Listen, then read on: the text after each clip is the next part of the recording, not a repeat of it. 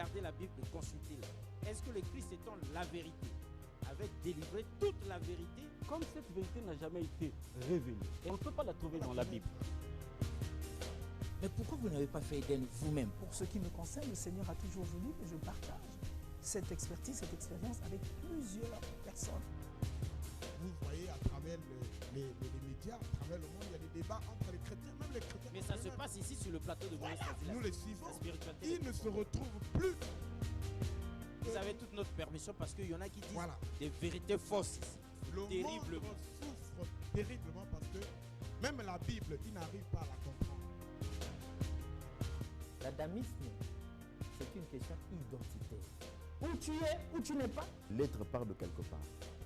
Il faut lui affecter un esprit, une force capable d'animer l'être. Cette Afrique dont les chrétiens ne veulent pas entendre parler était une Afrique organisée. L'Égypte était déjà organisée quand la Grèce n'existait même pas. Et vous ne pouvez pas me montrer aucun verset du Coran qui pousse aux gens d'aller tuer. La Bible est mystérieuse. C'est pas donné comme ça. C'est Dieu qui parle. Et il vient en Afrique centrale, particulièrement au Congo, et il dit, ça c'est mon territoire. Il délimite son territoire. Cogito ergo sum. Je pense, donc je suis. C'est la pensée qui détermine l'homme. Il n'existe pas d'homme sans la pensée. De même, il ne peut exister une nation sans la pensée. Est-ce que vous avez une pensée? Est-ce que vous pensez dans votre vie ou c'est les autres qui pensent pour vous? Est-ce que votre nation, notre nation, le Congo, pense ou elle laisse les autres penser pour elle? Bonsoir et soyez le bienvenu à votre émission Homéostasie, la spiritualité des profondeurs.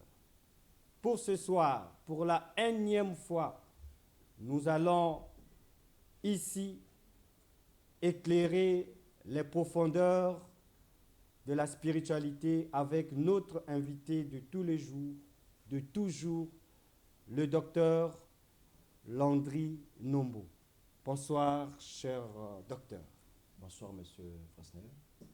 Mais avant de déblayer ces mystères, de déblayer ces révélations, nous voulons d'abord aller dans la spiritualité, dans le souffle de Maman n'a pas vu ça.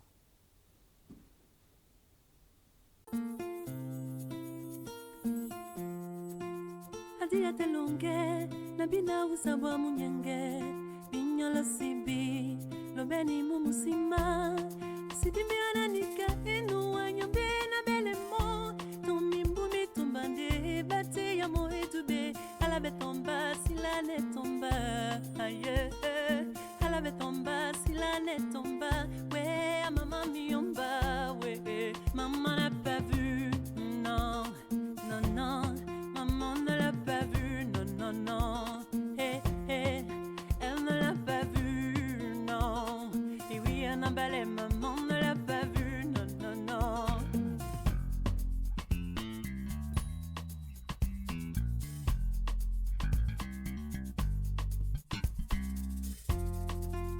Binyo mena loben, bato ilo tate sosenga, mwendi mumwawe, batete na mulema. Sitimbe ananika eno wanyonde na belemo Tumimbumi tumbande bate ya moe tube Alabe tomba silane tomba Aye Alabe tomba silane tomba We a maman miomba We maman n'a pas vu Non, non, non Maman ne l'a pas vu Non, non, non Hey, hey Elle ne l'a pas vu Non Et oui un abalé maman ne l'a pas vu, non, non, non. Eh, eh.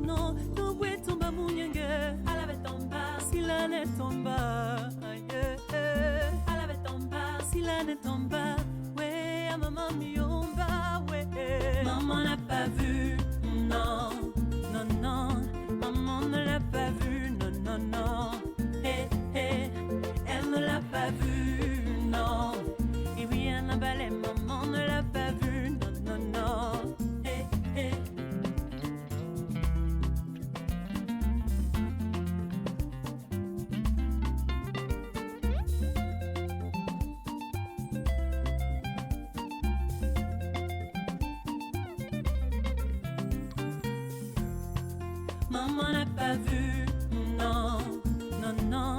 Maman ne l'a pas vu, non, non, non. Eh, eh, elle ne l'a pas vu, non. Et oui, elle n'a pas les maman ne l'a pas vu, non, non, non. Eh, eh, elle ne l'a pas vu. Elle ne l'a pas vu, non. Elle ne l'a pas vu, non.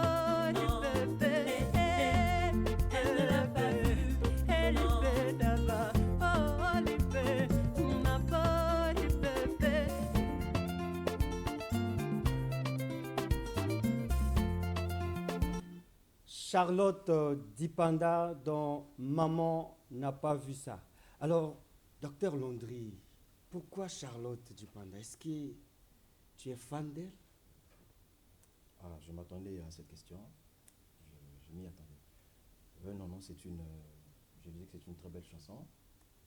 Une très belle chanson avec des symboles forts. Je vois là une guitare d'accompagnement et des trophées.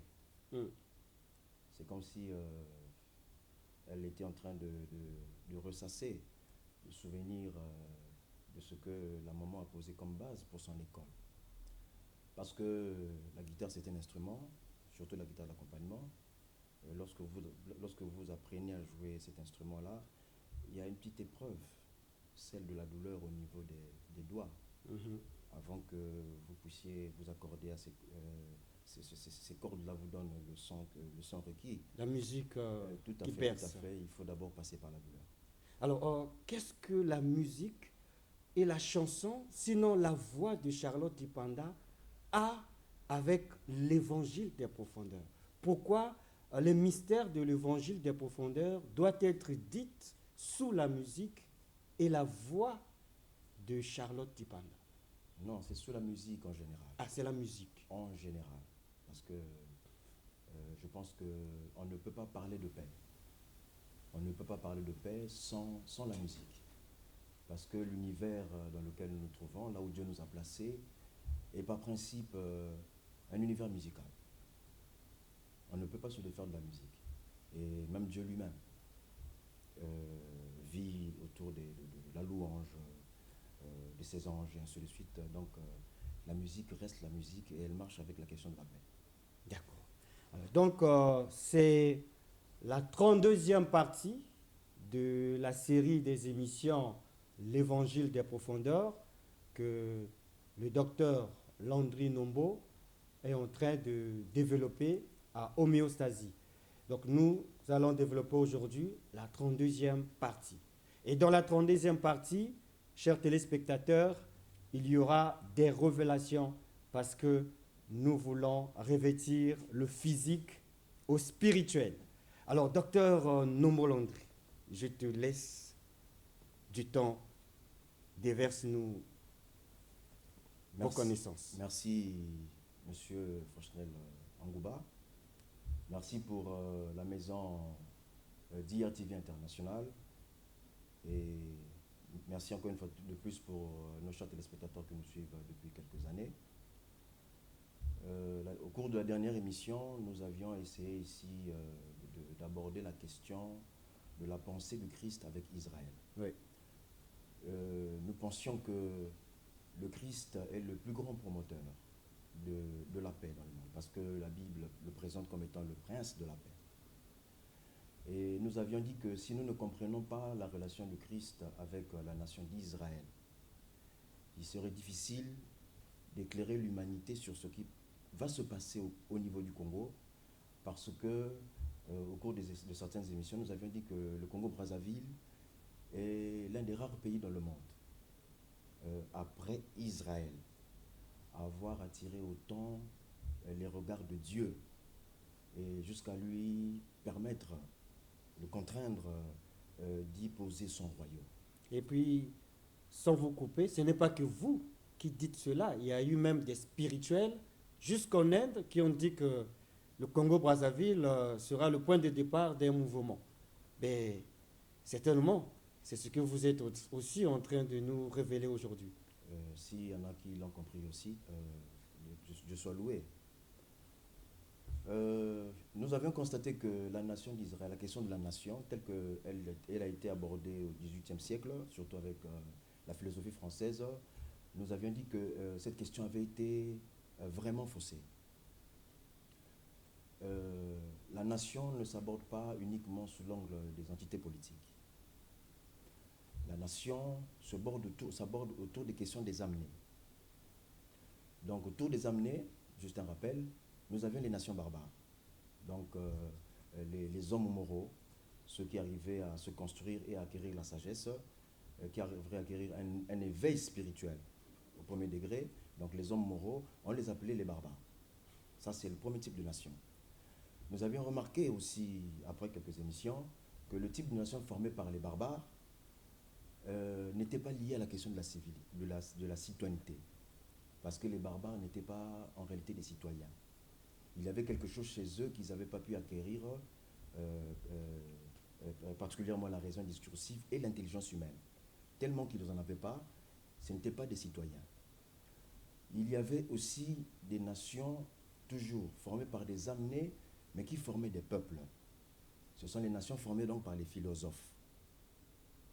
Parce que eux, au départ, c'était des amenés ou des hommes moraux qui ont allumé leur lampe. Des barbares qui ont allumé leur lampe. Qui ont allumé leur lampe. Donc, ayant acquis la raison discursive, parce que je voudrais rappeler ici que la raison discursive, c'est un peu philosophiquement incarné par le feu, et la flamme qui compose le feu, c'est un peu le moyen par lequel la flamme agit. Donc, la flamme, c'est un peu l'image de l'intelligence humaine.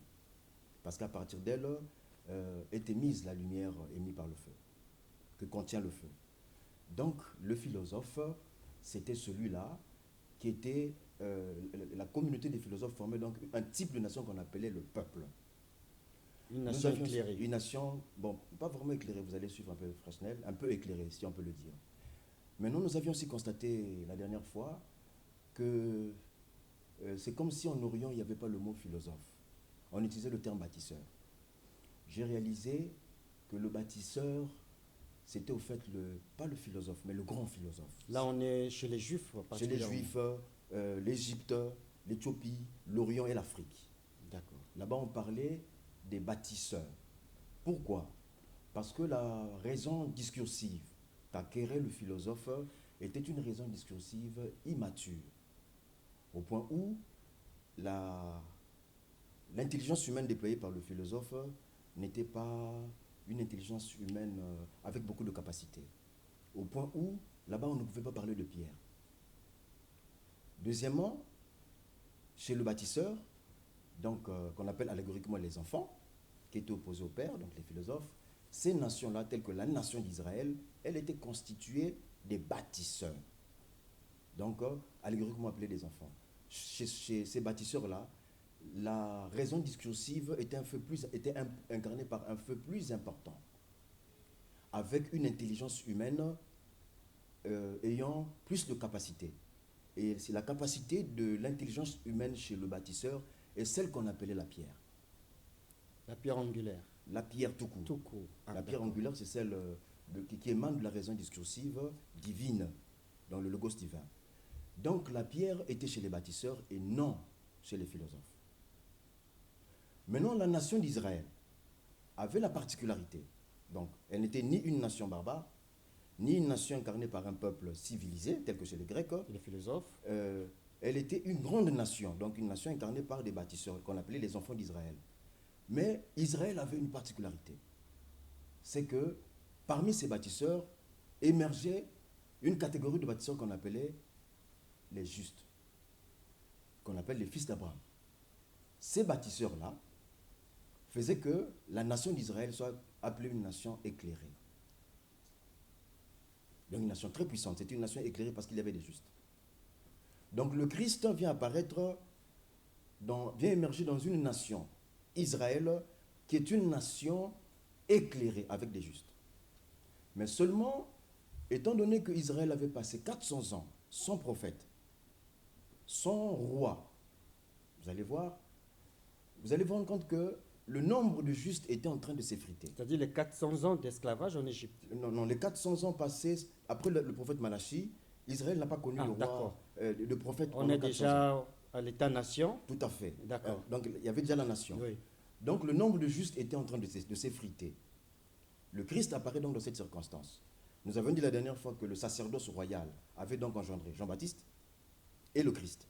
Mais seulement ce soir, je voudrais vraiment bien reprendre la partie qui concerne le Christ pour que nous puissions comprendre ce qui va se C'est-à-dire passer. la pierre angulaire. Voilà.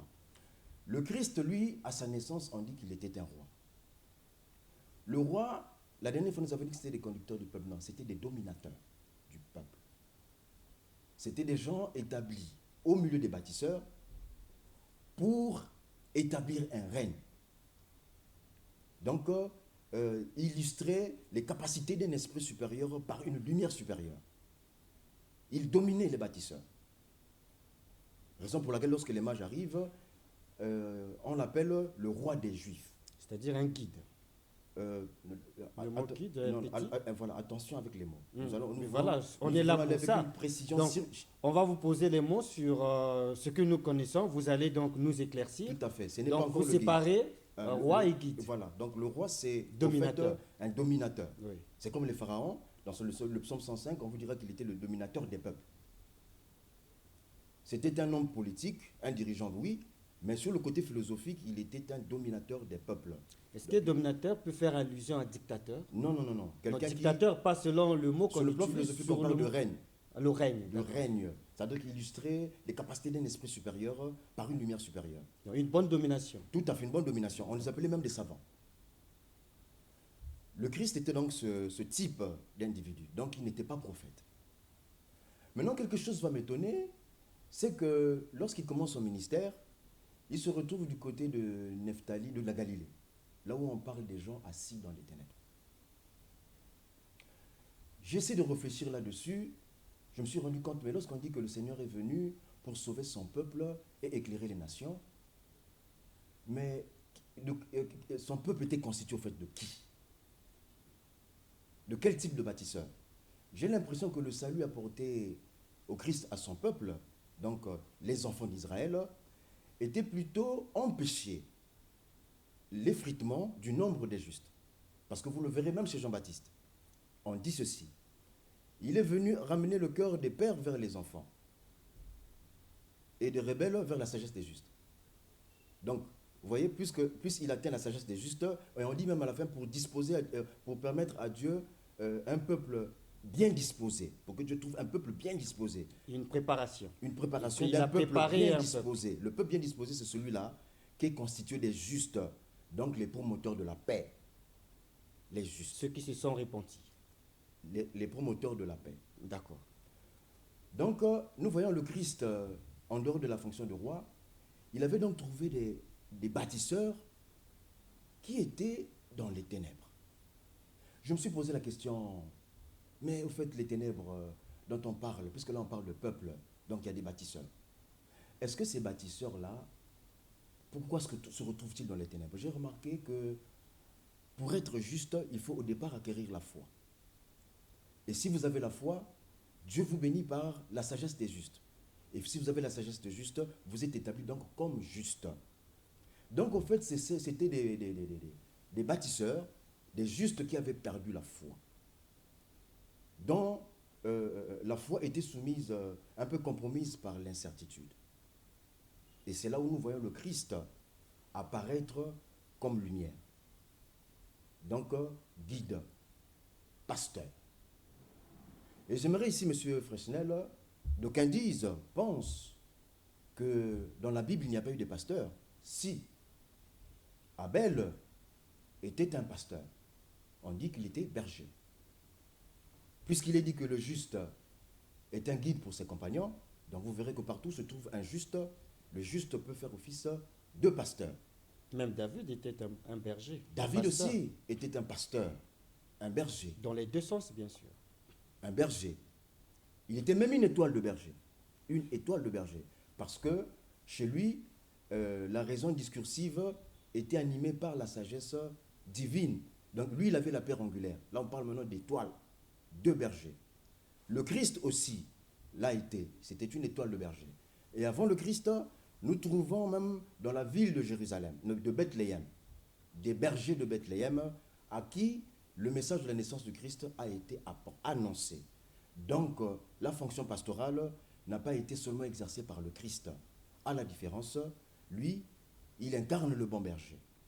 Donc, lorsque vous m'appelez pasteur, ça veut forcément dire que vous voulez dire que je suis un éclairé, un guide, ou un juste, ou un prophète, ou bien un roi. D'accord, ça c'est les Juifs.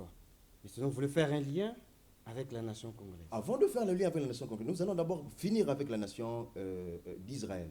J'allais annoncer ici à l'humanité. Le temps ne nous caresse pas. Hein? Parce que, M. Fresnel, vous allez remarquer que je venais de faire une petite différence entre le bâtisseur et le philosophe. Oui. Les nations grecques que nous vantons aujourd'hui, que nous avions vantées pendant, je dirais même des millénaires, qu'on continue même à vanter, merci M. Fresnel, nous allons remarquer dans la Bible, il n'avait pas des rois des nations chez les Grecs. Parce que parmi les philosophes, il n'y avait pas de roi. C'est pour ça, M. Fresnel, en parlant de sociétés philosophiques formées par les philosophes dans les cités grecques, nous remarquons que ces sociétés philosophiques étaient traduites un peu par les assemblées que l'on trouvait au niveau des agoras. Les philosophes venaient s'y retrouver, discuter, mais ce n'était pas comme en Orient ou en Égypte ou bien dans d'autres contrées orientales. Dans la Grèce, pour le fait qu'ils n'avaient pas de roi, ils n'avaient pas de pierre, les sociétés philosophiques grecques ne pouvaient jamais engendrer les richesses des nations. Donc, par principe, la marche de l'humanité vers la sagesse et la paix universelle ne peut pas être concentrée sur des nations qui n'avaient pas la pierre. Mais Alexandre le Grand n'était-il pas un roi? Non, un roi sur le plan politique. Ah, d'accord. Mais il n'était pas un roi des nations, donc ce que je veux dire, un dominateur des peuples. Il n'était pas un philosophe. Il était cadré par... Il n'était pas aussi... encadré par Socrate. Il y avait des philosophes. Il y avait des philosophes, mais il n'y avait pas les rois tels que le pharaon.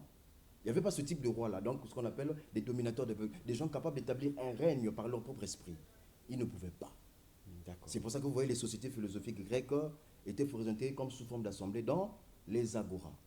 Et j'allais ici, M. Fresnel, l'autre jour vous avez évoqué cette question, lorsque je parlais de maison, vous voyez beaucoup plus la loge, mais vous voyez très bien que la société philosophique grecque, au sein des agoras, des aéropages, c'était l'assemblée des philosophes, il n'y avait rien de ce qu'on peut appeler aujourd'hui une loge. Vous évoquez la question des sociétés secrètes, des sociétés discrètes. Ça n'a rien à voir avec le caractère de la maison que j'ai lu dans les Écritures. Je voulais aussi éclaircir cette partie. Vous n'aviez pas tort de dire que ce qu'on appelle maison aujourd'hui fait référence aux loges, mais ce que j'appelle maison dans la Bible ne fait pas référence à une loge. Ça fait référence à quoi? À une société philosophique telle que ce que je viens de vous dire dans les agoras, les assemblées formées par les sociétés philosophiques grecques. Ce n'est pas une société des bâtisseurs philosophiques parce que... Non, chez les philosophes, il n'y avait pas de bâtisseurs. Maintenant, allons-y maintenant chez les Juifs, les Égyptiens, les Babyloniens, et même certainement en Éthiopie. Vous remarquerez que, pour le fait que les sociétés philosophiques avaient pour maître les dominateurs de ces peuples-là, les dominateurs de ces bâtisseurs-là. Vous voyez, on parlait de richesse des nations et richesse des rois. Et pour faire même la différence entre les deux catégories, entre le bâtisseur et le philosophe, écoutez ce qu'on dit. Les sages et les intelligents du monde. Ça, c'est les philosophes. Mais chez les bâtisseurs, on dit tout simplement les intelligents. Ou les justes. Non, les justes, ce sont les bâtisseurs au-dessus de ces bâtisseurs-là qu'on appelle les enfants. C'est un peu au-dessus. Oui. Donc, vous voyez, on dit les intelligents. La richesse appartient aux intelligents. Oui. C'est par la sagesse qu'une maison se bâtit. C'est par l'intelligence que ces chambres se remplissent de biens précieux et agréables. Là où nous avons des bâtisseurs. Donc, M. Fresnel, je voulais annoncer à toute l'humanité qui nous suit qu'au XXIe siècle, lorsqu'on veut parler de paix universelle, on ne peut plus s'appuyer sur la pensée grecque. Par principe, il vous suffit, vous et moi, d'être aujourd'hui bâtisseurs pour se retrouver au-dessus de Socrate. D'accord. Et vous aviez parlé de la pierre angulaire qui se trouverait au Congo-Brazzaville. Oui, ça c'est au cours de la dernière émission, oui. D'accord.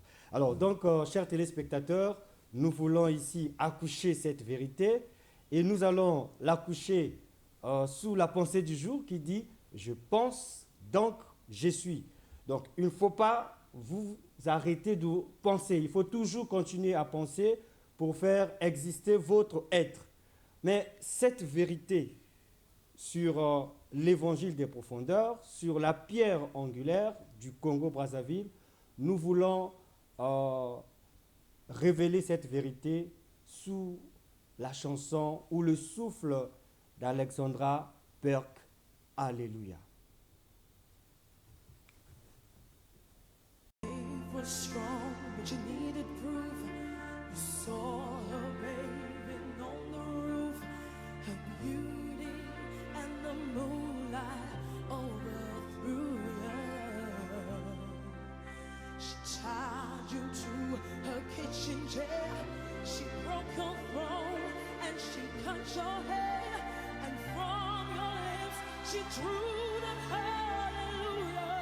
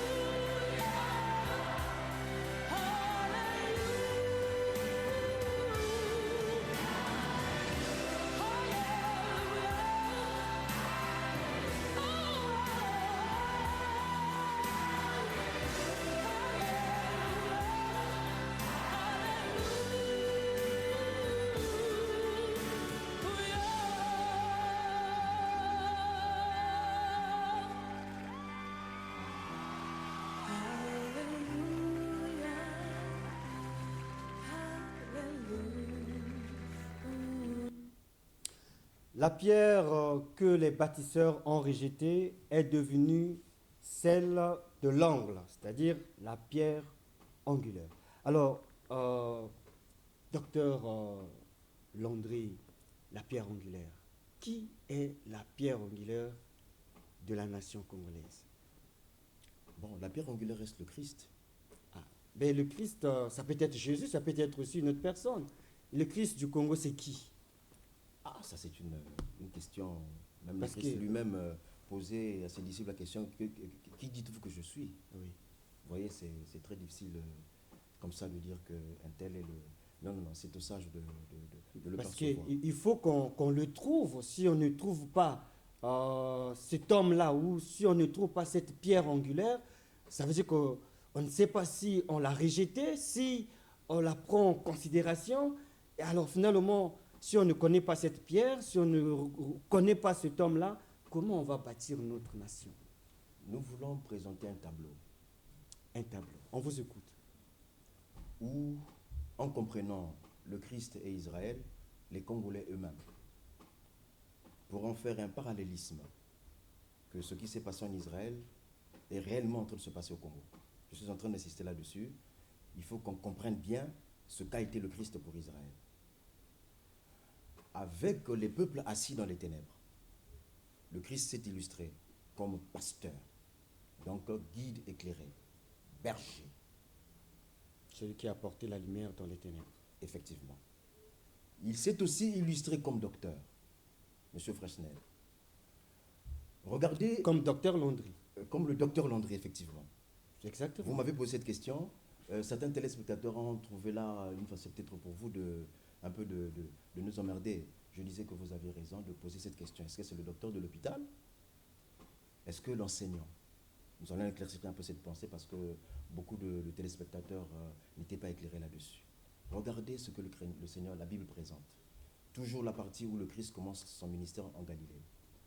On dit il parcourait la Galilée, prêchant dans les synagogues, annonçant la bonne nouvelle du royaume des cieux. Il guérissant toutes les maladies et toutes les infirmités parmi le peuple. Suivez bien. Là, on dit parmi le peuple. En dessous, on dit sa renommée se répandait dans toute la Syrie. On lui amena des malades qui souffraient de douleurs de divers genres. Oui. Et il les guérissait tous. Vous voyez un peu la différence. Là, on parle des lunatiques, des paralytiques et donc toutes sortes de maladies. Mais les maladies les infirmités que le Christ guérissait au milieu du peuple, là, il était docteur. Donc, sorte de médecin de l'âme. Il ne s'agit pas seulement d'enseignant. Il guérissait aussi littéralement comme un docteur. Comme un docteur, ça c'est la deuxième partie. Si. Donc la partie que s'occupe l'Église actuellement. La question avait sa place. La question avait sa place, oui. Je l'avais dit. Donc vous voyez, c'est comme si la partie que s'occupe l'Église là. Maintenant, allons-y, là où il guérissait les infirmités et toutes les maladies au milieu du peuple. C'était au fait quelle maladie? Quelle maladie trouvait-il chez les justes? Parce que là, il a précisé. Je ne suis pas venu pour les justes, mais je suis venu pour les malades. Ceux qui vont mal. Donc ceux qui vont mal, c'était lesquels? On n'est pas allé loin. Ce sont ceux qui étaient dans les ténèbres. Donc les bâtisseurs dont la foi était soumise compromise par l'incertitude. Qui manquaient de foi en quelque sorte. Et voilà, donc ceux dont la foi commençait à vaciller. Je me suis dit, mais finalement, la foi c'est quoi? L'apôtre Paul dit que la foi c'est une ferme assurance des choses qu'on espère, la démonstration de celles qu'on ne voit pas. Et puis il précise que c'est par la foi que nous reconnaissons que les choses que nous voyons ont été faites à partir des choses qui ne sont pas visibles. Et nous comprenons que c'est par la foi que le monde a été créé par la parole. J'ai l'impression que l'homme qui a la foi, surtout le juste, parce que la sagesse est juste lui accordée par Dieu, le juste c'est au fait le petit créateur.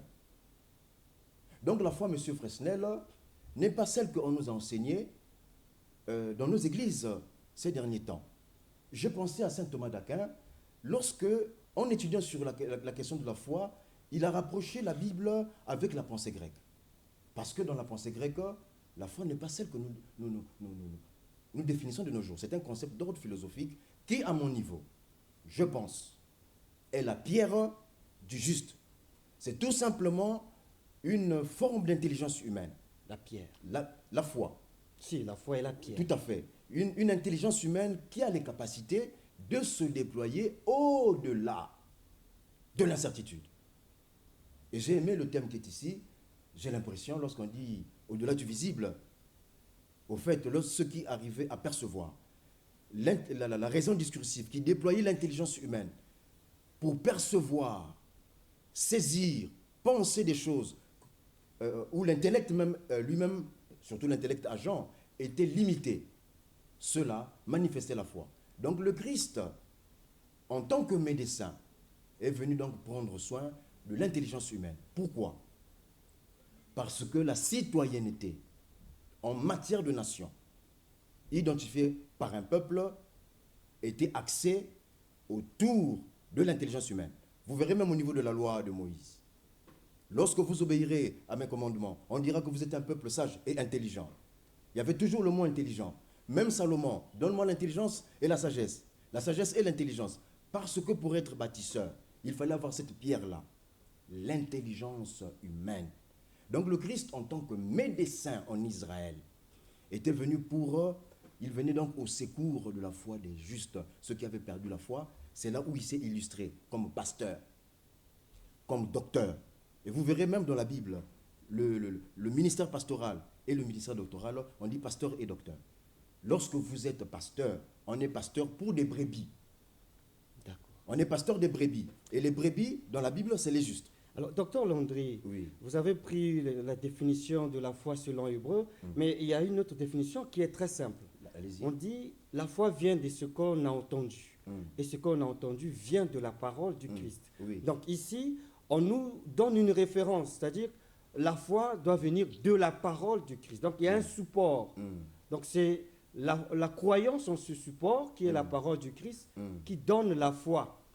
Oh. Alors si on veut un peu cadrer les choses ici, vous avez parlé la sagesse. C'est dans la sagesse qu'on bâtit une maison, ainsi de suite. Mais cette sagesse-là, chez les Juifs, on le trouve dans les livres des Juifs, qui est ce qu'on appelle l'Ancien Testament.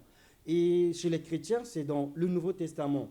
Si on veut parler des Juifs et des chrétiens comme étant des nations, on peut dire que le support, la source de leur connaissance, sinon de leur lumière, c'est la Bible. Mais si on revient dans la nation congolaise, est-ce qu'on ne peut pas faire cette similitude avec la Constitution? Non. Lorsque vous évoquez les choses sous cet angle-là, M. Fresnel, excusez, vous ne placez pas trop. Parce la que question... Vous ne placez ceux pas qui la ont question... conçu la Constitution n'étaient pas des bêtes. non, suivez un peu. Ils ont réfléchi, ce sont des sages aussi en quelque sorte. Des bâtisseurs. Suivez, monsieur. Je vous écoute. Suivez, monsieur Fresnel. Vous voyez déjà, lorsqu'on prend la loi de Moïse, elle a été promulguée à l'égard du peuple. Pour le peuple. Pour le peuple, pas pour la population, là. Pas pour l'ensemble des Hébreux. Mais c'est pour le peuple, pour le rendre sage et intelligent. Oui. C'était pour les bâtisseurs. La Constitution a le même rôle. Non, la Constitution, vous êtes un peu dans le champ politique. Allons-y, restons dans le champ de la philosophie. Parce qu'ici, nous avions les préceptes moraux. Dans la Constitution, il y a aussi des préceptes moraux. Suivez, M. François, ça sont les préceptes moraux.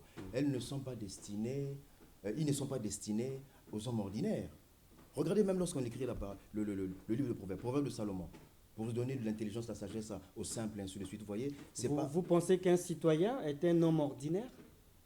Dans quelle Je parle dimension? d'un citoyen dans la dimension constitutionnelle. Dans quelle dimension évoquez-vous la question de la citoyenneté? La citoyenneté que vous évoquez dans le champ politique, on l'a calquée. Elle a été calquée par les Grecs. Dans l'Antiquité, le citoyen, c'est celui qui avait la pierre, ou bien qui se déployait avec l'intelligence humaine. Si vous n'en avez pas, vous n'êtes pas un citoyen dans l'Antiquité. Faisons un peu la différence. Moi, je vous parle de l'Antiquité, et vous me parlez des temps modernes. Mais on est dans les temps modernes, on va prendre l'Antiquité pour améliorer les temps modernes. Monsieur Fresnel, ne vous embrouillez pas, s'il vous plaît. Nous voulons établir l'ordre des nations. Ceux qui nous ont mis cette panel de connaissances du XXIe siècle qu'on partage depuis le XVIIIe siècle, mais s'ils ont faussé un principe, pourquoi voulez-vous qu'on continue avec ce principe-là? Mais arrangeons. Mais nous arrangeons. Donc, s'il vous plaît, prenez d'abord, acceptez d'abord de voir les choses telles que les choses étaient dans l'Antiquité. Parce que les Grecs qui nous ont donné ces connaissances-là, d'où sortent ces connaissances-là, eux aussi, ils l'ont copié chez les Orientaux dans l'Antiquité. Et je dirais même, je vais vous donner un exemple, monsieur Fresnel. Vous verrez que dans toute la Bible, vous verrez que l'intelligence est souvent placée à côté de la sagesse est souvent placée à côté de la science. Ils vont ensemble. J'ai amassé de la sagesse et de la science. Ouais. Mais vous verrez que les Grecs ont parlé de la science alors qu'ils n'avaient pas la pierre. Les Grecs n'avaient pas la pierre, pourquoi est-ce qu'ils parlaient de science? Ils ont mis la pierre, non, la science, l'intelligence humaine et la raison discursive au même endroit. Alors que c'est l'intelligence discursive qui est affiliée à la raison discursive. La raison humaine qui était, la raison discursive qui est affiliée à l'intelligence humaine. Mais ils ne connaissaient pas la science, telle que la Bible parle de la science. La science, c'était pour les bâtisseurs, les hommes intelligents, dans ceux qui avaient la pierre. Si vous n'étiez pas bâtisseur, vous ne pouvez pas vous déployer dans la science. Mais regardez un peu. Donc, si vous voyez déjà que dans l'Antiquité, les Grecs ont déjà faussé ce genre de principe, pourquoi voulez-vous dire au roi Salomon, qui est en face de vous, d'accepter aujourd'hui de conduire, de présenter des choses qui doivent conduire l'humanité, en insistant sur des choses qui sont sorties de la pensée grecque, alors qu'il y a des choses qui ont été faussées? Pourquoi ne voulez-vous pas accepter que les sociétés philosophiques au niveau de l'Égypte étaient plus élevées que celles qu'on pouvait retrouver au niveau des agoras. Vous pensez qu'on peut reconstituer ces sociétés-là actuellement? Mais c'est ce que nous allons faire, M. Fresnel. Vous êtes déjà en train de le C'est faire ce ou bien que- vous allez le faire? Mais tout ce que nous sommes en train de développer ici, les nations, les sociétés philosophiques, les types de sociétés philosophiques, la pierre, l'intelligence humaine, la raison discursive, ça c'est les choses de l'Antiquité que nous sommes en train d'éclaircir au XXIe siècle, parce que ce siècle doit écrire une nouvelle page de son histoire. Il y a déjà un noyau où des gens se rassemblent autour de... Nous sommes encore au niveau des médias. Nous sommes encore au niveau des médias. Donc, permettez, parce que nous allons perdre du temps. Donc, le Christ était un docteur. Et j'aimerais ici... Comme docteur Landry. Comme le docteur Landry. Et j'allais préciser ici, M. Fresnel, que ce n'est pas n'importe qui est docteur. Et même dans la Bible, vous verrez que l'apôtre Jacques insiste qu'il n'y ait pas parmi vous beaucoup de gens qui enseignent. Et je ne voudrais pas qu'on confonde l'enseignant exégète, celui qui se déploie dans la grammaire, l'étymologie, les textes anciens, y compris la Bible, qu'on l'appelle docteur. Non, le docteur, je pense que c'est l'herméneute. C'est l'enseignant herméneute, celui qui se déploie dans l'herméneutique. C'est quoi l'herméneutique? L'herméneutique, c'est la sagesse qui vous permet d'interpréter par la sagesse, de décrypter les écritures sacrées. Ça, c'est l'herméneutique. On n'est pas docteur avec l'exégèse. Je vais vous donner un exemple pour m'illustrer, M. Fresnel.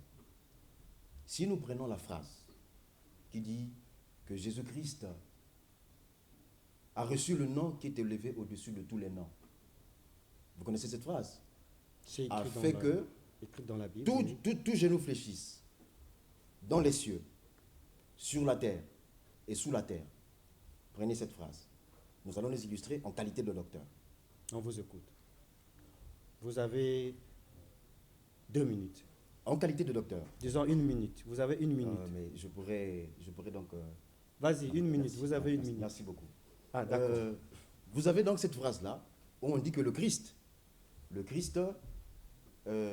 a reçu le nom élevé au-dessus de tous les noms, afin que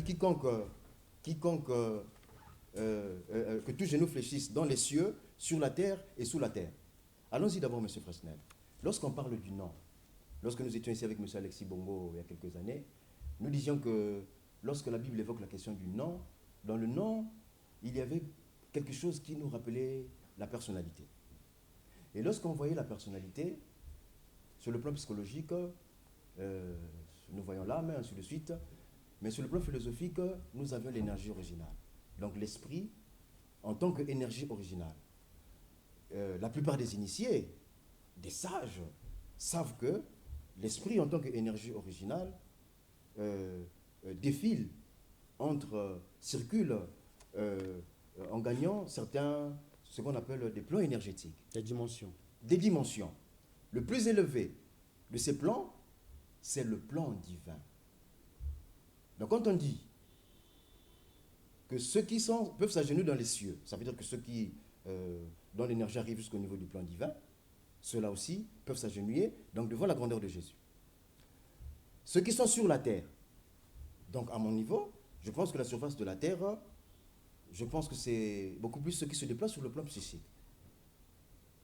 Ceux-là aussi, des humains. Des humains, donc les philosophes, les bâtisseurs et ainsi de suite, ceux qui sont sur le plan psychique, doivent aussi s'agenouiller devant la grandeur de Jésus. Et il précise encore, voyez le côté doctoral, il précise encore, il y a ceux qui sont sous la terre. Mais apparemment sous la terre, si on peut penser à ceux qui sont sous la terre, donc les morts. Or que ceux qu'on parle dans la Bible, là, eux, ils doivent s'agenouiller. Donc ils ont une conscience. Il y a peut-être d'autres créatures sous la terre. Non, attention. Que nous ignorons. Non, attendez. Ceux qui sont sous la terre ne sont pas les morts. Mais ce sont des gens qui ont une conscience. Donc si nous prenons le prolongement des niveaux énergétiques là où circule l'énergie originale, nous allons tomber sur un dispositif qui va nous inviter à partir du centre de la Terre vers la surface. Donc nous avions le plan émotionnel, donc le centre de la Terre, parce que là-bas, il y a beaucoup de chaleur. Nous avions le manteau, qui est séparé en deux. D'accord, docteur Landry. Alors, excusez-nous, docteur Landry. Oui. On veut être un peu direct avec vous. Oui. Est-ce que ce n'est pas vous le Christ vous ne voulez pas le dire, vous ne voulez pas le dire. Ce n'est pas vous le Christ? Le docteur, le Christ, la pierre angulaire que la nation congolaise attend. Ce n'est pas vous par exemple? Qu'est-ce qui vous fait dire ça? C'est juste une question que je vous pose. Bon, parce qu'on a parlé de docteur. Je ne pense pas. Je ne pense pas. Je pensais seulement que... Donc il y a un autre qui doit venir. Bon, je ne sais pas. Nous sommes seulement en train de présenter Israël. Vous ignorez si c'est vous ou si ce n'est pas vous, vous ne le savez pas. Bon, ce n'est pas aussi à moi de le dire. Monsieur Fresnel, vous savez que le Congo, notre nation, vous avez une va écrire... C'est votre dernier mot. Va écrire une bonne partie de ce qui va constituer la gloire de l'humanité au XXIe siècle. Le Congo-Brazzaville. Et je peux le dire, nous l'annonçons à ceux qui dirigent le monde, que le Congo est un havre de paix. Avec ce que nous disposons maintenant comme connaissance, au-dessus de la pensée grecque, au-dessus même de la pensée égyptienne, parce que l'onction divine nous en donne les moyens, peut permettre aujourd'hui au Congo, avec les autorités congolaises, d'écrire une autre page pour la marche du monde. D'accord. Les autorités congolaises, ils auront la possibilité d'écrire une page, une nouvelle page pour la marche du monde. C'est ainsi que le docteur Nombo Landry a conclu ses propos sur l'évangile des profondeurs de ce soir. Et nous, de notre côté, nous nous interrogeons toujours. Qui est le Christ qui doit venir pour relever la nation congolaise? Est-ce le docteur Nombo Landry? Il dit, il ne sait pas.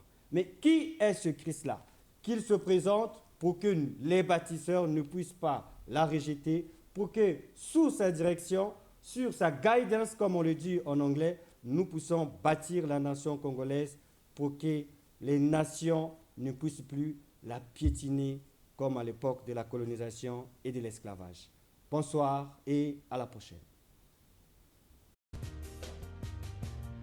Regardez la Bible et consultez-la. Est-ce que le Christ étant la vérité avait délivré toute la vérité? Comme cette vérité n'a jamais été révélée, et on ne peut pas la trouver dans la Bible.